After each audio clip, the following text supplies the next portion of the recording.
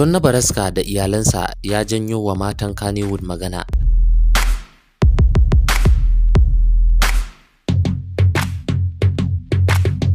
A dai masana'antar Kannywood, jarumai maza suka fi yawan wallafa hotunansu tare da iyalansu a shafukansu na sada zumunta, inda masoyansu da ma duniyar social media su gani.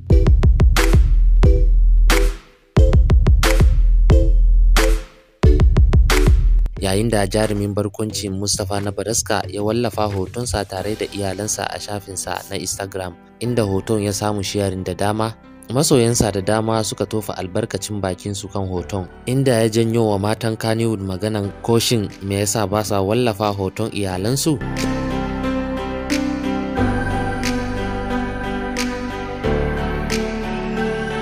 Jamilu cewa yayi to me yasa matan Kannywood su ba sa nuna nasu iyalan, kullum sai jarumai maza zaka ga ake nunawa. Muhammad cewa yayi haha ai su industry suke so fa.